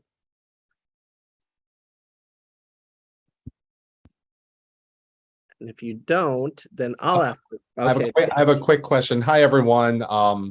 So coming over here from College Park right now. Thank you, four of you, for sharing all this information. And I was just listening. I heard that I was watching the chat and I heard Paula chime in, and who's also in charge of Washington County. How often do all of you at this level actually talk with each other about your data? I'd be very curious to see across the state if the supervisors are talking and sharing their data and what's going on, so that's not so siloed with each individual LEA. Because I would also want to know, are you seeing similar trends with your long-term English learners' data, similar backgrounds of the students, since the immigrant populations and the EL populations are vastly different in different school systems. I'm just wondering if all of you at this level are sharing this information with one another, just to get new ideas, to think outside the box of where you're working specifically. Anyone can take it. I'm happy to chime in here. In the last 6.5 years that I've been in my role, I mean, there are 3 times a year that all the districts, all the LEAs come together in a more formalized way that's hosted, frankly, by Laurel and Ilhay. And things come up then, but there's not a real formalized process for us to do that. Many of us do it on our own. I would say that for me, that's more geographically related. So I tend to talk to the folks that are close to me. I'm in regular communication with Leanne, with Baltimore County, with Howard, less extent, but some with Prince George's County. So that tends to be more of us doing it of our own volition. And at least for me, it's been mostly connected to the folks that are geographically close, because we tend to share students. The kids bounce back and forth. Anyone else want to add anything? I would say it's something that we definitely probably should do more of and make those connections. You know, I'm here on the Eastern Shore and my demographic is so different than anyone else on the shore. Like, you know, the numbers are just so different for us and the needs, even with the borders right up against each other. But I know that when I do have questions, like I can reach out to people. I know Leanne, I worked with her this year on some things and she was just an open book. So I think it's just, and we are given some opportunities during our briefings that we can have those conversations. We'll have little breakout sessions, but I think it's just really, I think the work of this group is going to make that something that happens more frequently for all of us, because it's just where we're all looking into very specific pieces of it. And then we're all going to learn from each other. I was taking notes through this whole thing, like, hey, you know, I want to talk to these people about these things. So. I'll add in from Washington County. I think just like Maria said, although Maria and I pop into each other, even though we're not geographically there, but in Washington, I tend to work really closely with Frederick and Carol, but Cecil and St. Mary's, because we also wear the world language hat. So we have some commonalities there. And honestly, most of the time we reach out is because we've had a hiccup or we have a dilemma. And hey, what are you doing right now? We're getting ready to write grants. And how are you going to use your money? And what are some ideas that you have? Sometimes there'll be just group emails that just go out and say, hey, has anybody ever heard of elevation or anything like this? And then that kind of starts some side conversations. Drew, but you also asked us another question, and that was, are the other districts seeing the same kind of data? So I just wanted to chime in and say, everything that these ladies have said, I think is a challenge for all of us. And I'm sorry that I was a little bit late to today's meeting. I think sometimes the issue of long-term learners ends up because maybe they were misidentified in the first place. And because we don't have a screener that is built for students, that's an alternative screener for students with disabilities. Sometimes it's really hard to tease out, is it a language or is it a disability?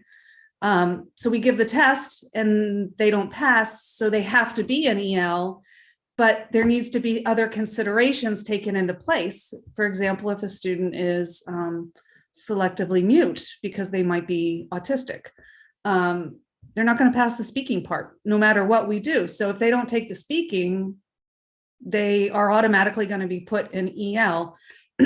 Same thing with deaf students. And then even when they take the access exam, deaf students aren't allowed to use an interpreter. So pretty much if you are deaf or hard of hearing and you get into the EL program, you're going to be there forever, because there's no accommodations that they can use. And I know this because we've had a couple of deaf students that, I mean, they're committed to a lifetime of English learners by, nothing of their own. I want to give a kudos to MSDE, because a couple of years ago, if you were an alt student, you also were committed to a lifetime in EL, but they found a way to be able to exit students in alt by doing some research with the psychometricians at WIDA. So if they performed at the highest, I think it's the highest level on alt, then they could also be exited. So I think we also have to look at the front end of what we're doing to screen students and be very deliberate and intentional.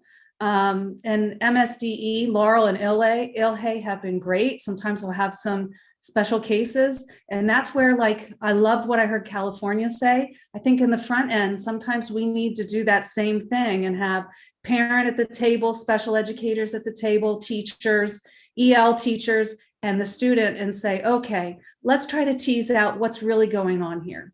Because honestly, students have, I think the law is after 14 days, 2 weeks of school, students have to be identified as EL. In special education, I believe it's 60 days that they have to do all the testing and then come back to the table to determine if they are or if they are not. And then in special ed, if the family says, you know what, I don't want special ed, the student isn't coded special ed, and that's the end of that conversation. In EL, students, if the parents say, you know what, no, thank you, we have to put them in the EL program. They have to be coded. We can't give them the support. So I think there are also other things that are going on that can create long-term learners that from the beginning, if we had that more holistic, comprehensive approach rather than that one data point at the beginning and one data point at the end, I think we would probably better meet the needs of our students. Leanne, you wanted to say something? Yeah, I realized that when I was speaking, one of the challenges that I think is related to this is that I wanted to bring up the point of view of the learner who's in this when we talk about the challenge and success. So thinking about the experience of the student who is the long-term English learner, who doesn't want to be in this ELD class anymore, who doesn't want to take access anymore, who maybe doesn't, isn't motivated anymore because they're in middle school or high school at this point and they want to take other electives. They want to do other things. I understand that the families can refuse service, but I also think of it from that view of, how is that impacting their educational experience and how, and their motivation to even participate, meaningfully in the access. Because I know some students were just, not into it and don't want to do it, right? They resent that. So I'm thinking of that too.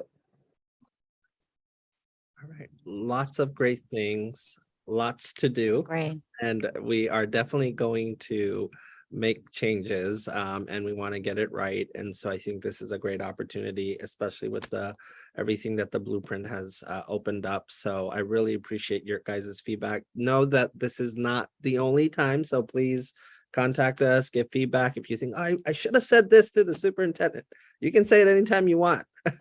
And just please definitely reach out. I mean, we are going to shift to being able to look at multiple measures. That's a no-brainer to me. I mean, frankly, there's many areas we should be doing that in. Teacher certification, and our universities are doing that. I just made the case yesterday about teacher certification. And so definitely please keep engaging with us, and we really thank you for making the time. And like I said, keep engaging. Our final report is due in December, so if there's things you want to share, please share it with us. And then with that, we will move on to our next portion. What I'm going to do, EL work group, I'm going to have Matt not do the data deep dive, because I want you guys to actually have the chance to take part in the policy exercise that we created.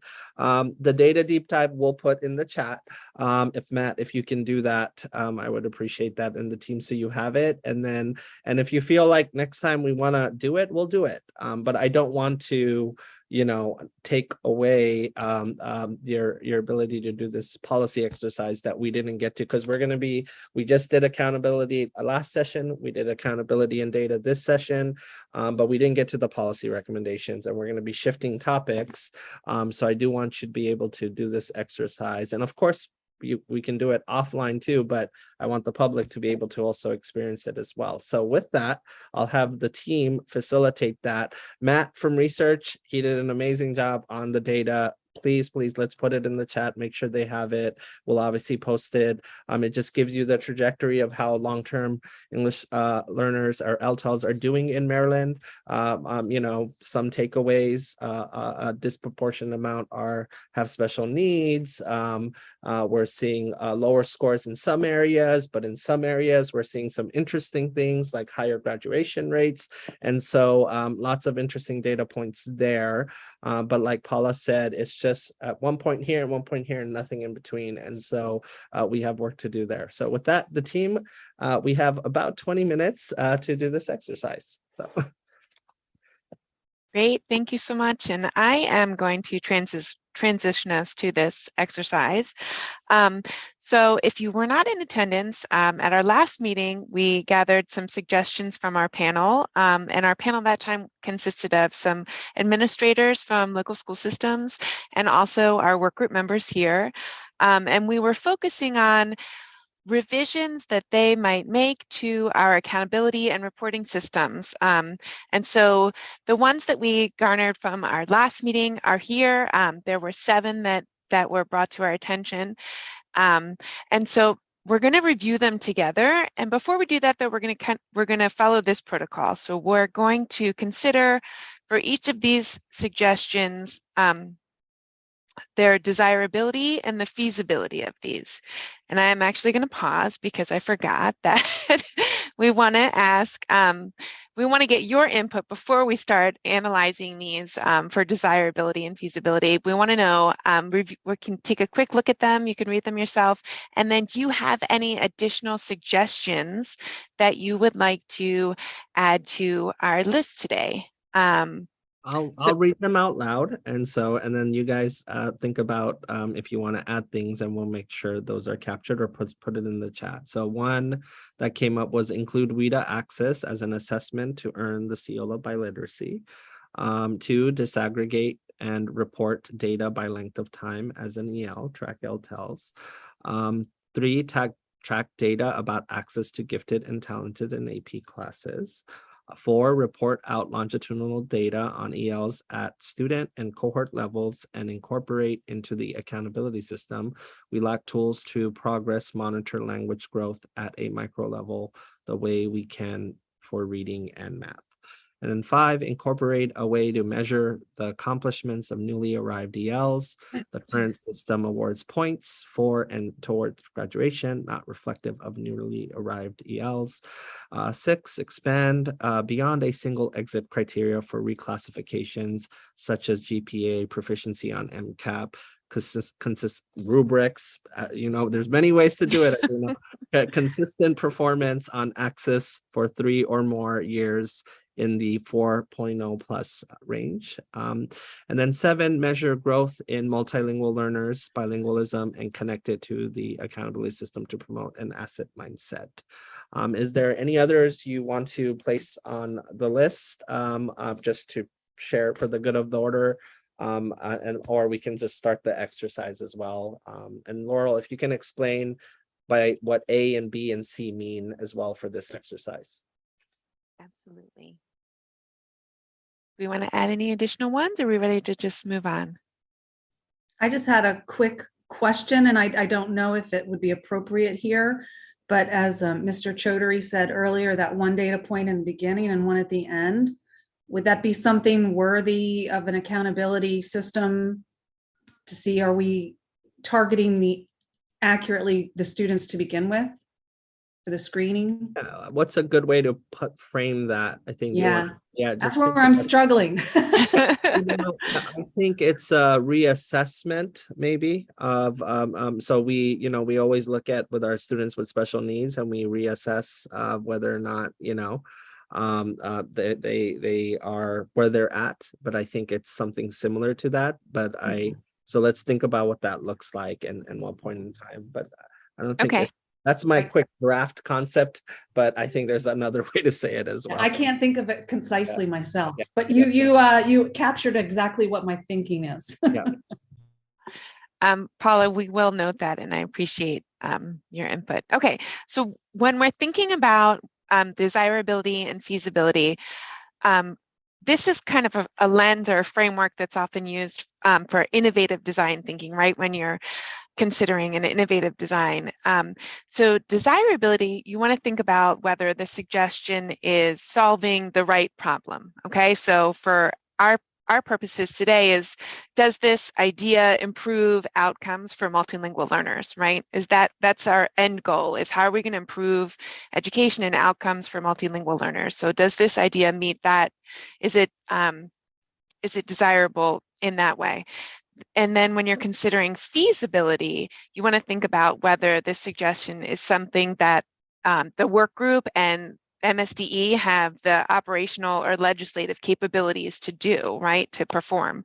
So we've grouped them kind of in three categories here. As you can see, column A would be a suggestion that is highly desirable and highly feasible.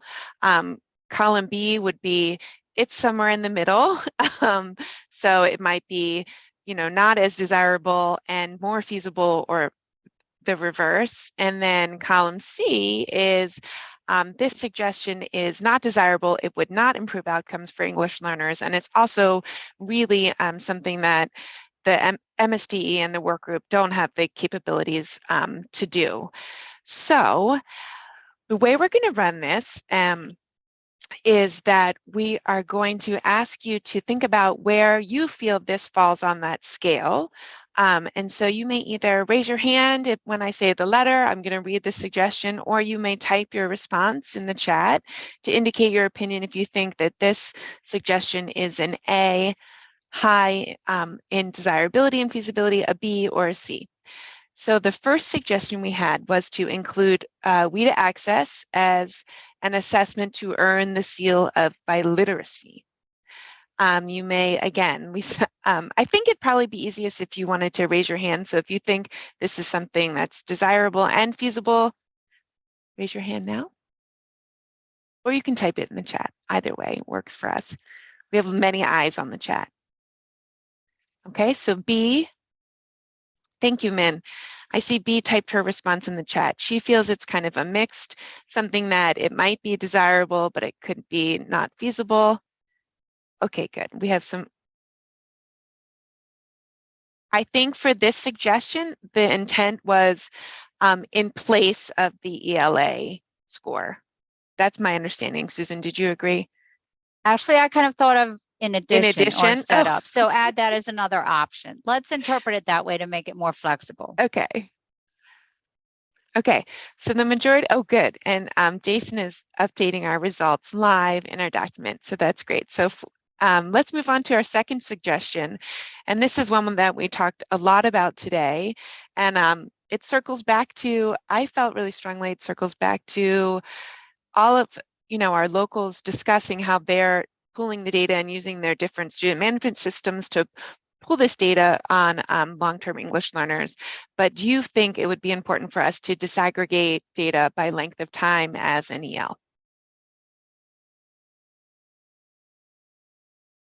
We have a lot of A's showing up here, that this is something that's highly desirable and highly feasible. I see 1, 2, 3, 4, 5 A's.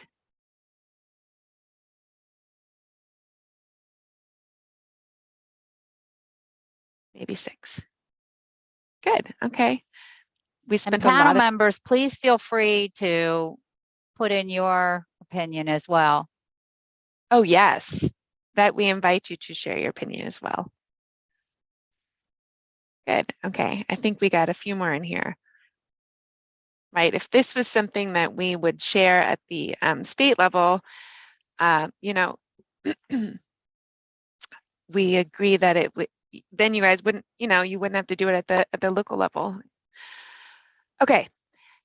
Our third suggestion is to track data about access to gifted and talented and AP classes for English learners.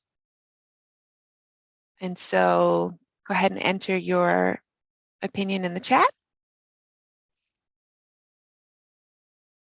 We have 2 people who, 2 A's, so yes, it's desirable and feasible. When Kate and Kathy says, could we add access to dual enrollment coursework as well? Sure, we can add that as part of the suggestion.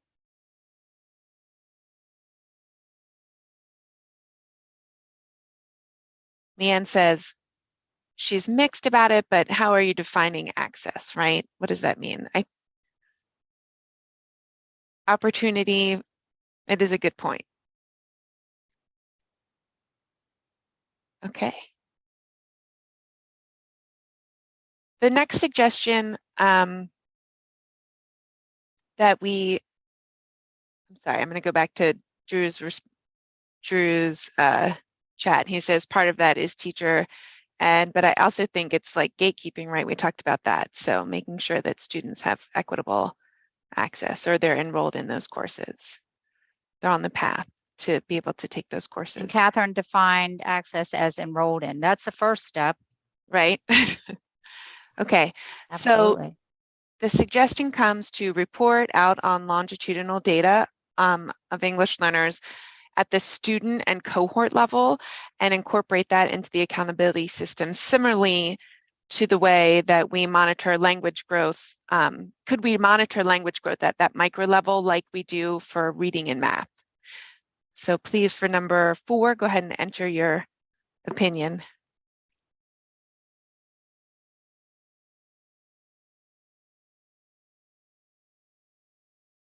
There's a lot of A's showing up in the chat for our audience who are watching. Drew has a B. He says, how feasible is that? So thank you for sharing that.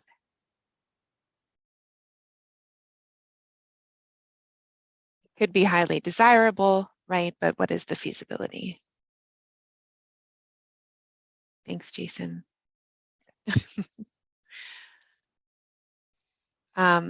Suggestion number 5 that we received was to incorporate a way to measure the accomplishments of newly arrived English learners. So the current system, our current accountability system, awards points for and toward graduation, and that's not always reflective. That population isn't always reflected. I'm sorry, the population of newly arrived English learners isn't always able to be included in that reflection. So is this something that you, I don't know how, you know, what would that be, but is it, what do you think about this idea? Laurel, can I just jump in? And I think if this was from our last thing, I think it was more of using the graduation rate by the 4-year cohort versus the 5-year. I think that's what the spirit of where this was coming from. I appreciate it, Paula. Do you mean awarding the same amount of points for 4 and 5? I'm not sure if that, but I know that other supervisors have said that it's hard for students to graduate in 4 years when they're coming to us at an older undercredited status. And if you went with more of the 5-year view, it would look more promising for students. It would give a more accurate picture.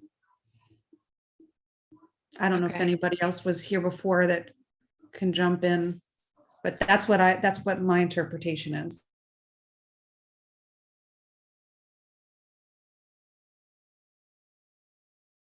Agreed, 4 years is hard. Maybe let's pause on that one so that we, I see Anne-Marie says that it's obviously a mixed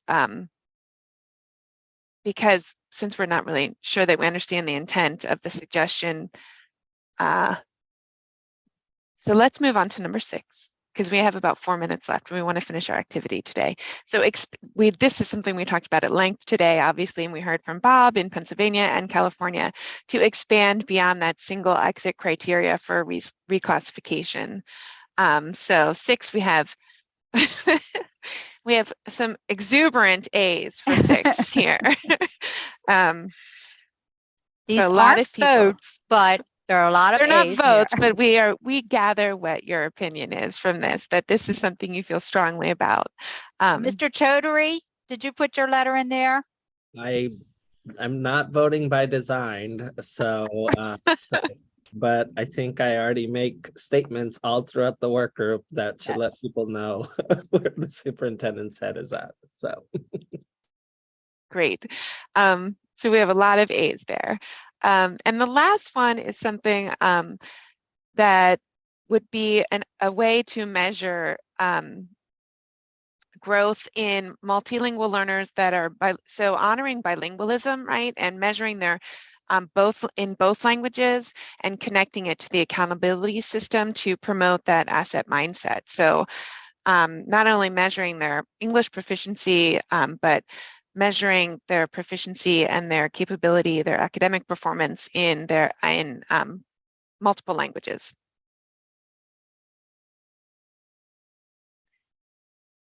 You can enter your opinion in the chat, and then I was just reading Leanne's comment that says 7, would this include native English speakers who are bilingual through world and classical languages and study abroad, or would it just be a measure and of course, for and through English two-way learners? immersion, which we will be implementing in the state.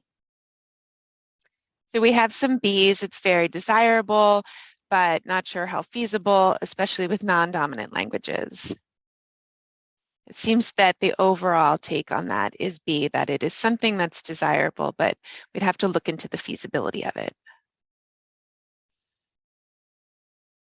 Okay, well, thank you guys. We actually have 1 minute remaining for our work group, so I am going to turn it over to, we appreciate your input on these suggestions, and we will update our slide accordingly. So as a reminder, our next meeting is August 24th, and I'm going to turn it over to the superintendent to close this out.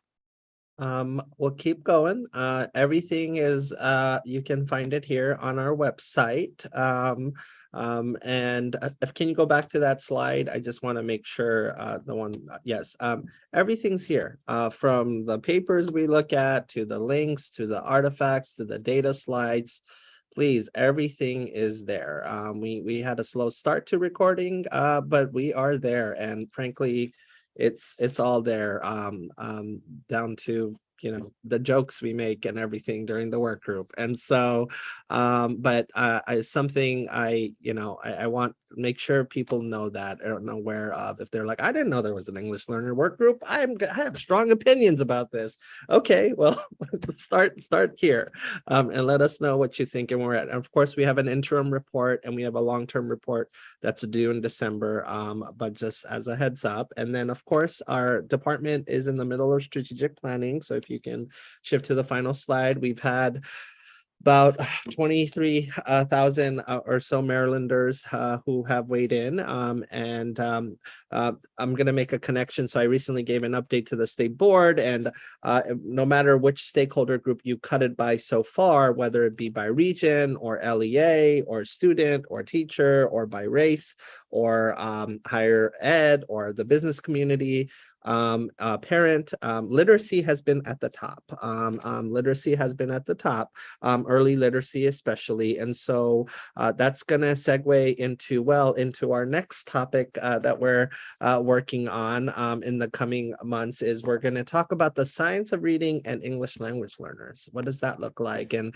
because there's a healthy tension between, okay, how do you approach high quality reading instruction while also ensuring the needs of our multilingual learners are met? So we're going to have a rock star group of national folks who obsess about this, and they're going to come as well. And so with that, I think we are good. If anything else, does everyone else has anything else for the good of the order? If not, let me know, or my team. And please, again, if you feel like you wanted to say something, you can always send it to us, and we'll document it and we'll make sure we have it.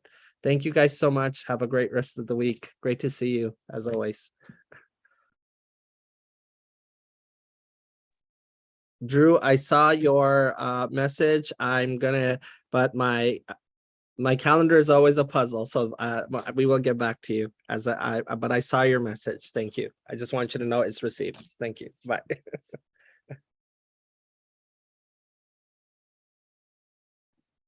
All right. I just want to make sure I'm capturing the chat before I exit. And also, Laurel, can you end the stream? It looks like you were somehow I think I made you a co-host. Can you end the live stream? You should have the ability to go to custom live stream and end stream. And we'll edit this part out of the final video, no problem. I don't know where that is. Do I? So if you hover, you see where it says recording. Yes. And then there should be custom live streaming service. I don't have that on my end. Okay, that's fine. We'll just end the meeting completely and that will stop the stream. It's just okay. And I did capture the chat, so I think we're okay. okay. Perfect. Sounds great. Thank you so much. All right, take care, everyone. Bye.